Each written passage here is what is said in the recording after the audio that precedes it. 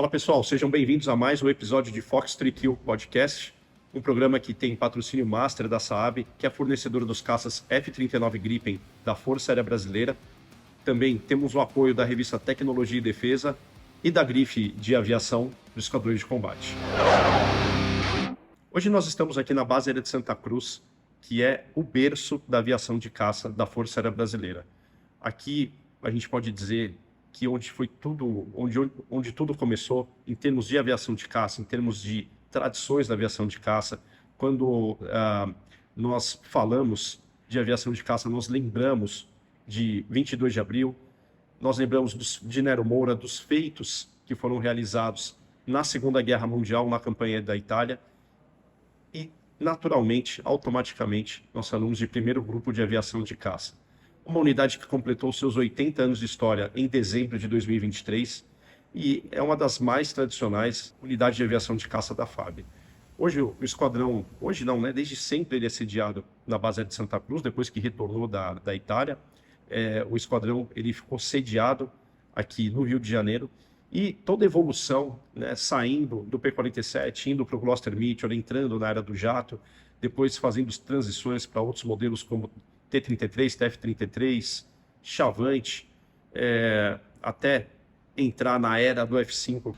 Quando a gente fala de grupo de caça, então nós temos uma tradição, temos uma história muito rica. E hoje eu estou aqui com o Tenente Coronel Ribeiro, comandante do primeiro grupo de caça, que vai contar um pouco aí, né, Coronel, sobre essas tradições, sobre, imagino que inclusive o peso de responsabilidade que vocês têm, digo, historicamente falando, de continuar essas tradições, manter e continuar essas tradições para todos esses pilotos que vão chegando, né? Tem uma renovação a cada ano, pilotos indo, saindo do esquadrão, indo para a reserva e pilotos chegando e continuando esse ciclo. Obrigado, viu, Coronel, por aceitar o nosso convite e estar aqui com a gente hoje. É isso, eu que agradeço a presença de vocês aqui. É um prazer esse bate-papo hoje. E, Coronel, começando pelo o teu despertar de aviação, que te trouxe para a Força Aérea Brasileira? Como é que foi o teu caminho para cá? Minha história é meio inusitada, diria isso.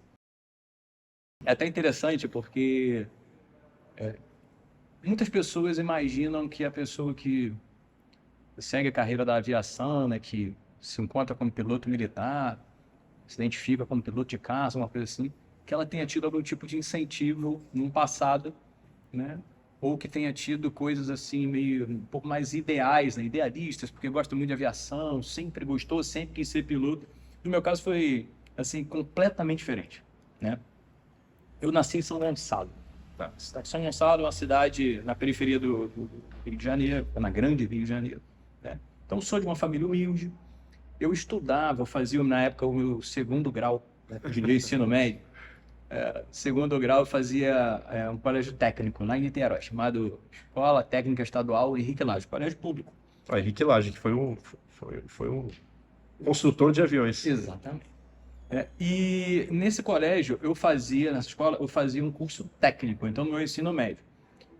E eu sempre visualizava uma possibilidade de ser engenheiro, então na verdade eu queria ser engenheiro. Né? Engenheiro elétrico, porque eu fazia curso de eletrotécnica. E eu via nos meus professores, falava, pô, o professor, cara é engenheiro, eu quero ser engenheiro. E eu comecei a me preparar para o vestibular, né? Nesse ano. Chamei um amigo, cara, a gente tem que ser engenheiro. Vamos ser engenheiro. Ele veio junto comigo e começou a estudar para vestibular.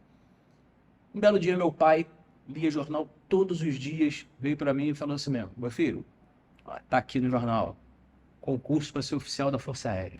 Aí eu, tá bom. Ignorou. Visto ignorado. Completamente. Passou 3 semanas, 4 semanas, meu pai, ei, já fez a inscrição para o concurso? Eu falei assim, não, vou fazer. Eu fui enrolando ele, e ele toda semana, e aí, Felipe, já fez? Já fez? No último dia, a inscrição se encerrava hoje. Ele de manhã falou, vem cá, hoje encerra a inscrição, vai lá fazer. Aí eu falei, tá bom. Peguei o ônibus, atravessei até Niterói, barca, contrariado, terceiro comar, peguei lá o cartãozinho, preenchi, passei no centro do Rio, ali tinha aqueles, chamavam lambe-lambe, camarada que tira a foto na Praça 15 ali. Assim, entrei na cabinezinha, pá, tirou a foto, me deu, eu fui no correio, mandei lá meu cartão de inscrição, fui para casa, virei pro meu pai e falei, ó, tá aqui. Aí ele, não, agora é só estudar. Vestibular. Até que chegou o dia da concentração inicial. Maracanã. Lotado. Eu nunca tinha ido ao Maracanã. Caramba, olha Minha só. a primeira vez que eu fui ao Maracanã foi na concentração inicial do concurso da EPICAR. Quando eu cheguei no Maracanã, que eu vi aquele Maracanã lotado, eu falei assim, pô, cara, esse negócio deve ser bom. Né? Quantidade de gente que tá querendo isso daqui. E difícil, né? Também. Imagina. Eu não imaginava a dificuldade, eu não conhecia, eu não sabia o que era. E naquele momento veio o meu despertar. Fui para casa, cheguei em casa, me tranquei no quarto, abri aquele manualzinho do candidato e fui olhando matéria por matéria que eu tinha que saber para a prova que ia iniciar no dia seguinte. E eram duas matérias, 2 provas por dia. Comecei a estudar por ali, né? Me preparando para a prova do dia seguinte. E aí, no dia seguinte, eu fui lá, fiz a prova, pô, achei legal, né? Voltei, comecei a estudar para a prova no dia seguinte. E iam dando os gabaritos, né? No dia seguinte dava o gabarito lá pelos microfones lá do Maracanã. E a gente ia marcando ali o que a gente tinha acertado.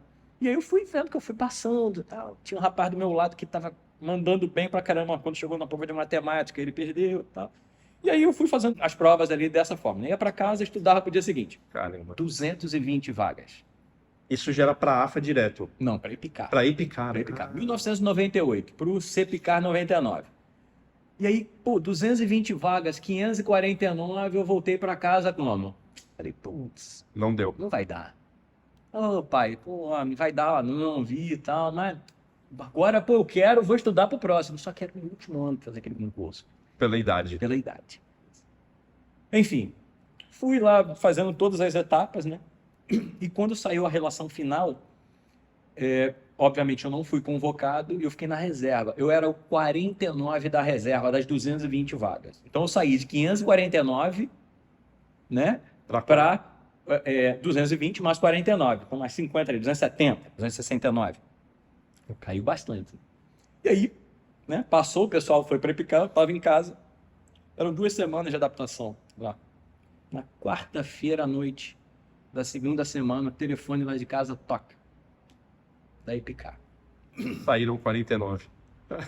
Perguntando se eu queria ir para EPICAR porque eu estava sendo convocado. Aí na hora, vamos embora, vou. Para as malas, arrumo as coisas. Cheguei na quarta-feira à noite, lá na EPICAR. E fui apresentado na quinta-feira de manhã. Quando eu fui apresentado, o comandante da minha turma, Major Veras, ele me apresentou no cinema da EPICAR para todo mundo e falou assim, ó, senhores, esse aqui é o último Puta, que recepção aqui. que entra. Que pressão. Não estava entendendo muito bem. Enfim, meu número, 99220. Eu sou o último da minha turma de entrada. Né? E aí eu fui fazendo o meu CEPICAR, no curso ali. E eu entrei como último, só que eu fui num bom desempenho ali nas primeiras provas, passou o primeiro bimestre, passou o segundo bimestre. E depois de um tempo na EPICAR, que eu vira a descobrir que o aluno que entrava na EPICAR, ele ia para a AFA para ser piloto. Isso que eu tinha na cabeça que eu ia ser oficial da Força Aérea. O que faz o oficial Não faço a menor ideia, não fazia, né? A menor ideia do que fazia um oficial ser da o engenheiro Força Aérea, elétrico? do que era. A minha única referência que eu tinha era que o meu vizinho, ele era oficial da Marinha. Mas eu nunca conversei com ele, nunca conversamos sobre o assunto, se é legal, se não é. Enfim. E aí eu entrei dessa forma na Força Aérea. Agora vai ter que voar, né? Exatamente, agora vai ter que voar. Entrou aqui, agora eu vou ter que voar. E aí, na classificação já de saída de EPICAR para ir para a AFA, eu já fui como 11. Cheguei na AFA como 11. Né? Ou seja, eu saí de última e saí como 11. E na AFA eu me formei como 5º, né? Pô, já. Da minha turma. Exatamente. São as coisas inusitadas. Parece assim que estava tudo no meu destino, né? Tudo escrito. Só que eu não sabia, eu fui descobrindo aos poucos. Né? Quando a gente se formou na AFA, tem a questão da escolha das aviações. Né? E eu não queria ir para aviação de caça. Olha só. Os motivos que me levaram naquela época a não querer ir para aviação de caça eram motivos que naquela época eram muito óbvios, assim, né? Eu era do Rio de Janeiro, eu tinha uma namorada no Rio de Janeiro, então eu queria, porque queria voltar para o Rio de Janeiro. E a maneira mais rápida, pelo menos na minha visão naquela época, para voltar para o Rio de Janeiro, era indo para aviação de transporte, Porque aqui tem a base aérea do Galeão, que era a base que eu esquadrão. conhecia, muito esquadrão de transporte aqui. que era a base que eu sabia que existia, e de lá, eu, pô, vou ficar perto da minha família. Meu instrutor, que era o Anderson Amaro, foi até piloto da fumaça e faleceu no acidente, né? Ele falava para mim, não, cara, você tem que ir para aviação de caça, vai para aviação de caça, você é bom de voo, você tem boa classificação, você tem nota, você tem que ir para aviação de caça. Então ele me incentivou. Meu pai sempre falava assim, meu filho, tem que ser o melhor. Onde é que estão os melhores? Eu falava, o pessoal fala que é na aviação de caça. Então é para lá que você tem que ir. E aí eu entrei na aviação de caça, fui para o Joker, né? Fiz o curso do Joker, fui para Porto Velho, né? A minha ida para Porto Velho foi porque, basicamente, as pessoas da minha turma, que eram mais próximos, mais amigos, assim, as pessoas resolveram ir para Porto Velho e todo mundo foi para Porto Velho, né? E a minha turma tem uma característica interessante. Nós fomos a primeira turma que fez o curso de CAF no A29. No A29, exatamente.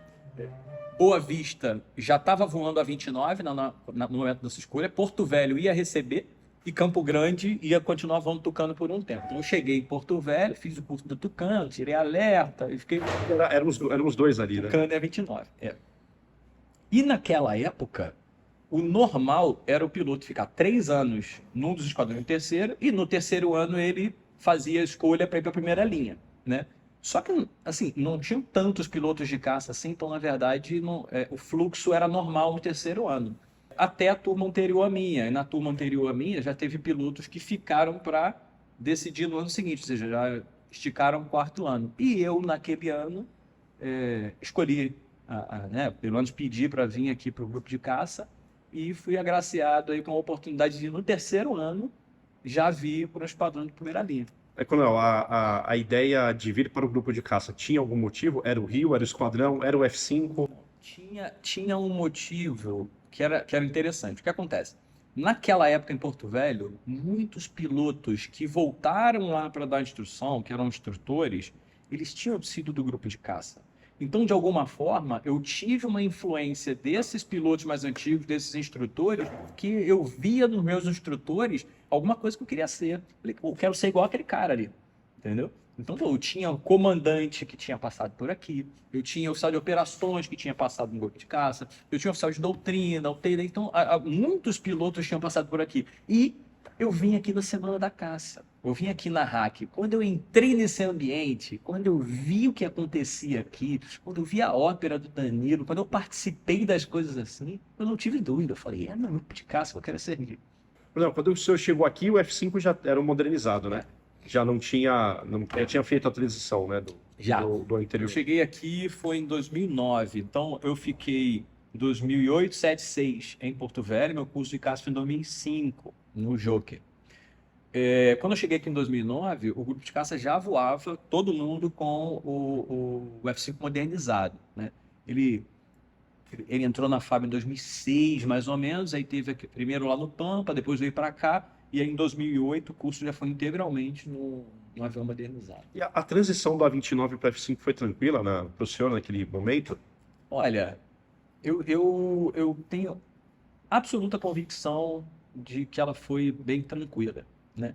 O que acontece, na minha opinião, né? Havia uma dúvida quanto ao desempenho do piloto que fosse sair do A29 e fosse para o F5, né? Ou seja, essa saída direto de um avião de baixa performance, turbohélice, para um avião a jato de alta performance, né? E nessa época eles criaram um curso lá no Pacal, em Natal, chamado ECPC, Estágio de Combate para Pilotos de Caça, né? E todos os pilotos, pelo menos no meu ano e no ano anterior, que foram direto do A29, que esse era o fluxo, do A29 para o F5, a gente tinha que passar esses 3 meses em Natal voando só combate com chavante. Até combate 2 contra 2 visual a gente fez lá em Natal. Então, de alguma forma, isso facilitou a minha vida para aquilo que eu ia ver aqui em termos de combate visual. Só que eu acho que o grande gol da transição do A29 para o F5 não é a questão da performance. A performance, o piloto ele acaba se adaptando, né? As coisas são mais rápidas, mas o piloto ele se adapta. Agora, a aviônica do A29 e do F5, ela é bem semelhante. Entendeu? A maneira como o piloto mexe no avião, a gente tem o FCP aqui, que é onde eu insiro informações, o CMFD é praticamente o mesmo. O do F5 ele é um pouco melhor, ele tem mais páginas, ele tem mais funções. Mas porque o avião tem radar, Exatamente. tem outras coisas, né? Eu tenho um manche que tem muito mais funções, eu tenho duas manetes, manetes com muito mais funções, eu tenho HMD, eu tenho um monte de outras coisas. Mas essa parte da A aviônica, base, né? O conceitual da base, tranquilo. essa parte da aviônica, o A29 facilita muito. A questão da performance é uma questão a ser avaliada. Eu não tive grandes dificuldades no meu curso. O curso do F5 ele é um curso difícil, ele é um curso que cobra naturalmente, porque o avião é um avião antigo, é um avião de alta performance. O piloto saindo do A29 ele sente muita diferença, né? Até pela filosofia do projeto do avião. Exato. Interessante. Interessante falar. E daqui do grupo de caça, eu sei que o senhor foi lá pro Pacal também em Manaus, né? Que é um outro ambiente, né? Que é uma... Exato. As coisas do destino, né? Lembra que eu queria voltar para o Rio porque eu tinha namorada no Rio e minha família era do Rio, então eu já estava no Rio, né? Só que quando eu passei em Porto Velho, eu conheci uma pessoa maravilhosa, que hoje é minha esposa, né? E quando eu estava no grupo de caça, eu já tinha terminado com ela por um tempo, a gente ficou uns 3 anos sem se ver. De repente a gente se reencontrou e a gente reatou o namoro, né? E aí eu amarrei meu burro em Porto Velho. Então, de alguma forma, queria voltar ali para Porto Velho, para Céu. E o Pacal, para mim, era uma excelente opção.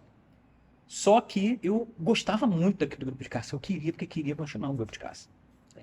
Só que aí, quando deu o meu 5º ano, foi uma debandada que todos os pilotos tiveram que sair, inclusive do 5º ano. Geralmente, o piloto ficava aqui o 6º, 7º ano, era bem... Eu achei que parava mais ou menos no 5º ali e tinha que sair. Antigamente era comum. Eu saí, tinha piloto que saiu junto no mesmo ano, que pilotava no 7º ano, tinha piloto do 6º ano e eu saí no 5º. Só que eu saí do grupo de caça para o Pacal para continuar voando F5, né? Então eu fui para Manaus para voar F5 e eu tive a grande oportunidade de não parar de voar F5 por mais 6 anos. Então eu fiquei 5 anos no grupo de caça e depois eu fui Mais para o 6 Pacal anos. e fiquei 6 anos consecutivos no Pacal voando F5. Tive a oportunidade nos 2 últimos anos de ser o oficial de operações do Pacal, né? E eu fiquei 11 anos seguidos voando F5. Completei 1.000 horas de voo quando estava no Pacal, ainda 1.000 horas de voo de F5, né? Então, assim, algo que hoje é muito difícil de acontecer. O piloto ele fica aqui e hoje em dia não tem mais a sequência do F5, né? Ele tem que ir para um esquadrão de A29 ou vai para o Gripen, né? E o Gripen ainda está sendo implantado. Qual que era a diferença, assim, basicamente, da missão? Apesar dos 2 esquadrões, grupo de caça e o Pacal, desempenharem a missão de defesa aérea, né? E ataque ao solo, aquário aproximado, e todo esse leque de tarefas da aviação de caça, o Pacal também tinha aquela a missão de desenvolvimento de doutrina, né? Que o pessoal chama de agressor, de ser uma unidade agressor, inclusive nos grandes exercícios que a FAB realizava. E realiza, né? A Comatinha, por exemplo. O que acontece? Nessa minha ida para o Pacal, 2 anos depois, não me lembro exatamente o ano, mas o GDA também foi reativado com o F5. Então a gente chegou a ter 4 esquadrões com F5. Era o primeiro grupo de aviação de caça, o primeiro do 14, esquadrão Pampa, lá em Canoas, o Pacal em Manaus e o GDA em Anápolis. Então nós tínhamos 4 esquadrões de F5. O Pacal, ele tinha uma característica que a pista lá ela era um pouco mais curta. Quente, úmido, né? Também, que atrapalha a performance, né? Muito urubu lá, né? A gente tinha que ter realmente contato. Então, os pilotos que iam para lá, eles tinham que ser um pouco mais experientes, que era uma gestão de risco, né? Para reduzir a chance de acontecer algum problema, né?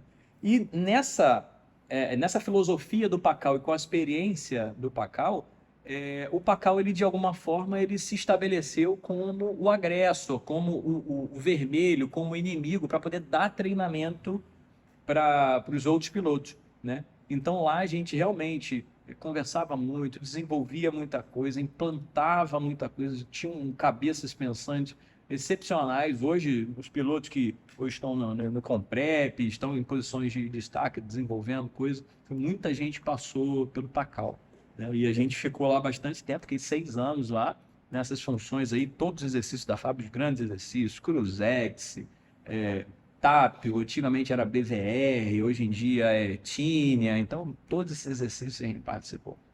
E você não ter o encargo de formar um aluno te dá tempo e hora de voo para você pensar em outras coisas, né?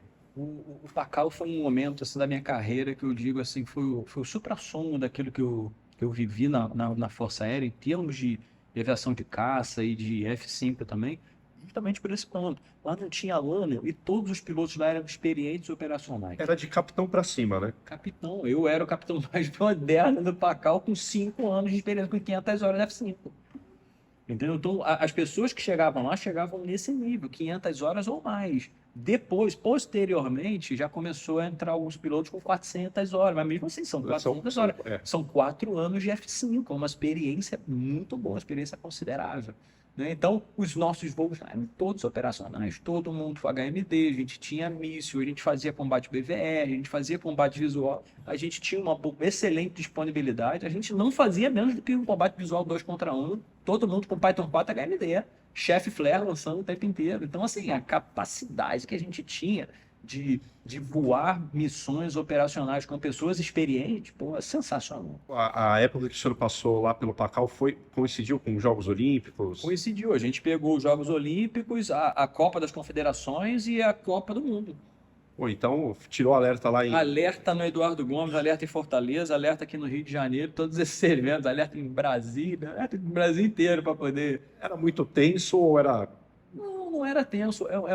Sabe a missão que a gente faz todo dia, está acostumado a fazer, para a gente chega a ser natural, né? Normal. Chega lá, se prepara, pronto, coloca QV, decola. A diferença é que em todas as missões tinha um míssil na ponta da asa, né? Míssil real.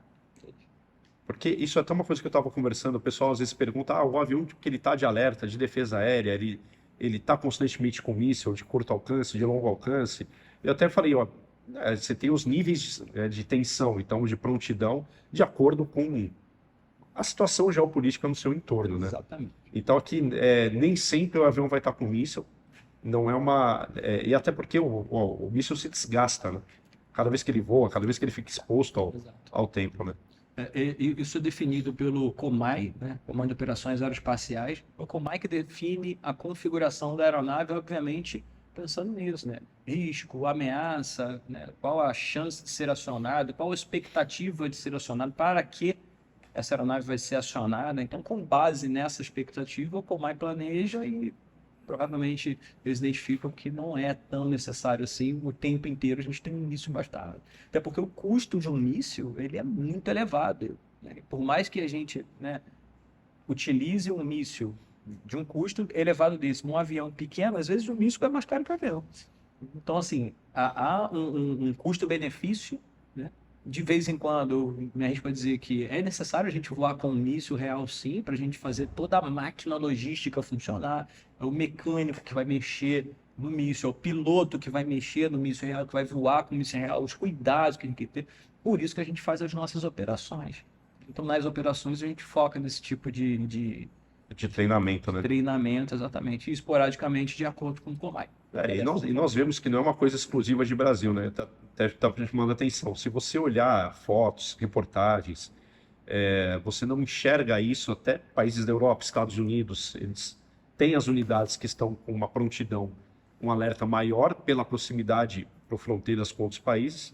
Mas se você vai no interior dos Estados Unidos, é um outro nível. Exato. Que aí você utiliza o canhão da aeronave como o principal armamento, né? Com certeza. Não, e assim, a gente olhando, né, em relação ao F5, que ano que vem, 2025, completa os seus 50 anos, o Gripen chegando. Como que o F5, ele ainda, se a gente sabe que ele tem um futuro, né, tem alguns anos, eu não sei se uma década, mas pelo menos uns 5, 6 anos aí pela frente ele deve ter. Quem sabe chega mais uma década, não sei. Mas como é que ele se coloca hoje em termos, nesse cenário atual, nesse cenário moderno que nós temos, em termos de aviação, né? Digo principalmente de aviação, não só o contexto regional aqui, geopolítico de América Latina. O F-5 é realmente um avião antigo. Ele foi modernizado, ele foi entregue à fábrica em 2006, então daqui a pouco vai fazer 20 anos de modernização, né?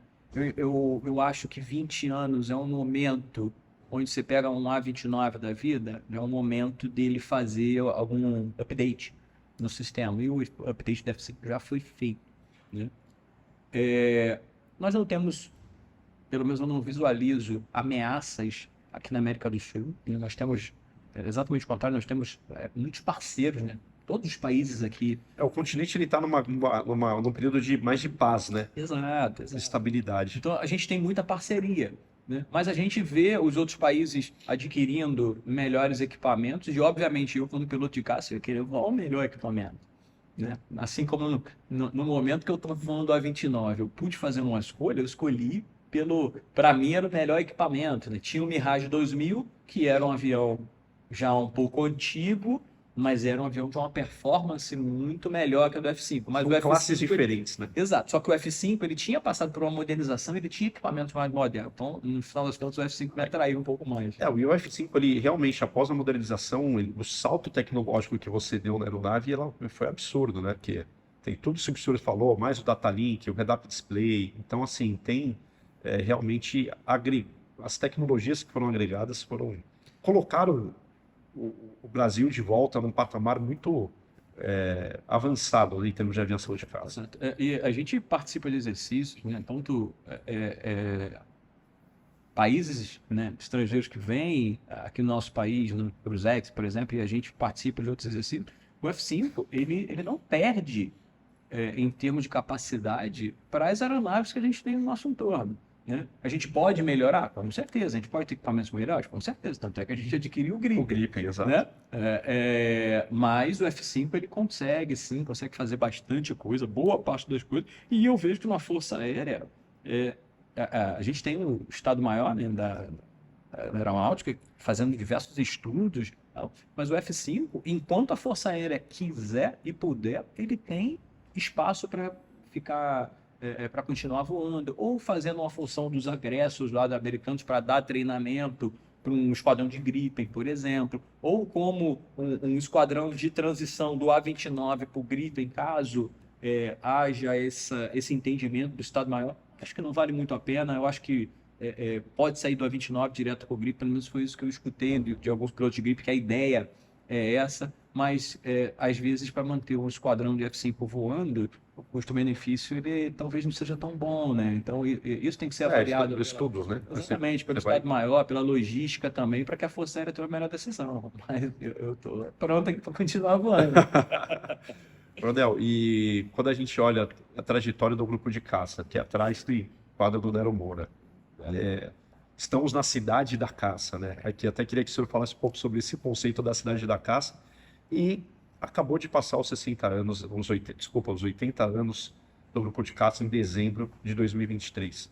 Como é que é manter essas tradições? Como é que é esse contato com aquele piloto veterano, ex-comandantes, e não sei até que nível também familiares dos veteranos da Itália, né, da Segunda Guerra?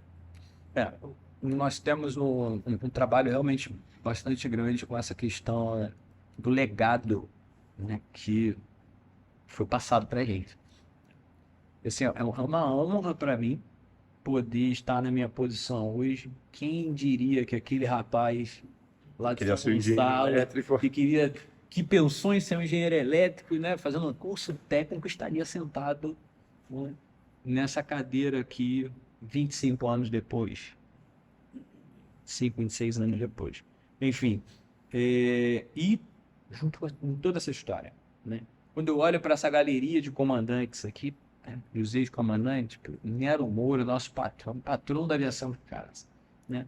Diversos heróis de guerra que foram para a guerra, que deram a vida, que ofereceram a vida, né? E que colocaram a vida em risco por um ideal, né?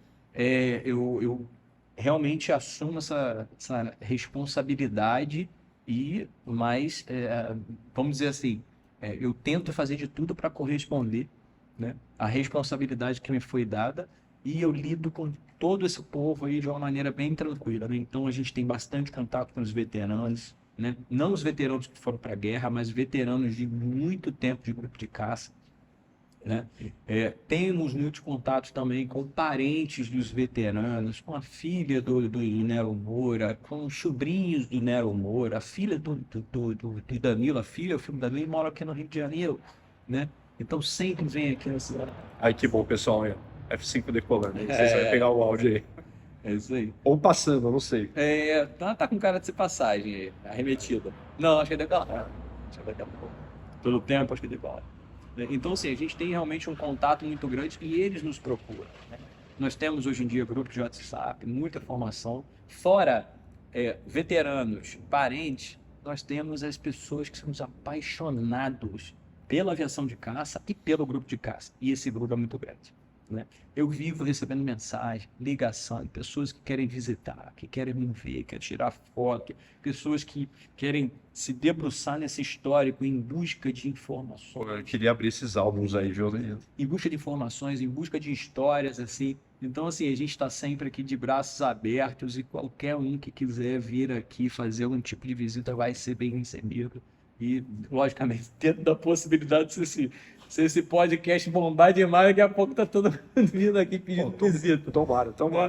Mas, enfim, vai ser um prazer. A gente junta todo mundo num dia, junta em algum momento, a gente faz uma visita, a gente consegue ir no nosso simulador, consegue ir na nossa aeronave, tirar foto, visitar o esquadrão. Então, nós temos esse trabalho, realmente é um trabalho pesado, mas que ele é muito gratificante, né? Quando a gente vê o sorriso das pessoas, quando a gente faz uma formatura do Dia da Aviação de Caça, a gente ouve os elogios, né? A gente percebe nos veteranos que acho que a gente deve estar fazendo um trabalho, né? Pelo menos assim, mantendo o legado, né? alguma coisa tá boa, né? Tá sendo bem feita, tá sendo bem trabalhada, o cuidado, o carinho que a gente tem com as coisas, com as pessoas, essa é a ideia. Não é fácil, né? Eu tenho uma equipe aqui muito boa, nossos oficiais são excelentes.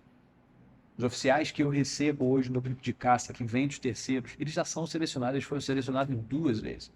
Eles foram selecionados para ir para os terceiros, né, para a aviação de caça, pelos terceiros. E nos terceiros, hoje em dia, vem poucas pessoas para os esquadrões de primeira linha. Há uma seleção. As vagas elas são Porque hoje, mais reduzidas. Hoje são poucos esquadrões de primeira linha que estão recebendo pilotos nos terceiros. Então, assim, os pilotos que chegam aqui são uma qualidade realmente excepcional. Legal, coronel. Em termos de missão, assim, de área de atuação, né? Apesar do esquadrão estar sediado no Rio de Janeiro, vocês têm uma abrangência nacional. Se necessário for, o esquadrão vai se deslocar meios para atender a qualquer demanda, qualquer local do território. Característica do poder aeroespacial, né? A mobilidade, alcance, penetração, velocidade. Tal. Então, assim, hoje nós estamos estabelecidos no Rio de Janeiro, né? A nossa área de atuação vamos dizer assim, é o centro econômico e tecnológico do nosso país. A gente tem Rio de Janeiro, São Paulo, Minas, né? Minas, né? E a gente tem a parte tecnológica do DCTA, CETEX aqui no Rio de Janeiro. Então, né, nós temos uma área bastante importante para a gente atuar. Mas nada impede que a gente seja acionado para qualquer posição do Brasil. A gente tem uma pista capaz de operar o F5. Leva a estrutura para lá. Leva toda a estrutura para lá e opera a partir de lá. Tá ótimo. Coronel, obrigado pelo papo. Obrigado aí pela conversa. Muita alegria de estar nessa posição aqui. Pena que tá chegando o fim. Calma, ainda tem mais... Ainda tem aí uns meses, mas enfim, já fico um pouco saudosista, né? Mas agradeço a oportunidade desse bate-papo, né? Espero aí que os seguidores, as pessoas que ouviram esse podcast encontrem nesse bate-papo alguma coisa, né? Que de repente faça o olho de alguém brilhar, né? Exatamente, que gere alguma coisa, né? E que veja o seguinte, né? Nem todo mundo vem de onde a gente espera, né? A oportunidade ela é colocada na sua frente e você tenta pegar ela e pega se quiser. Mas eu não tive essa oportunidade, eu criei a oportunidade para mim, né? Com estudo, com dedicação, com tudo. Entendeu? Então eu acho que o grande foco que essa juventude hoje em dia tem que ter é o seguinte, meu amigo, estuda muito e se dedica e cria sua oportunidade. Que dá certo, né? Porque se você ficar esperando alguém bater na sua porta e te oferecer alguma coisa, Pode ser que esse dia não chegue. Nunca, né? Pode ser que esse dia não chegue. Léo, obrigado pelo bate-papo, obrigado pela recepção. E deixa uma lembrança aí. É isso, muito obrigado. Forte abraço para vocês, tudo de bom. Obrigado, Coronel. Obrigado, pessoal, e até a próxima aí.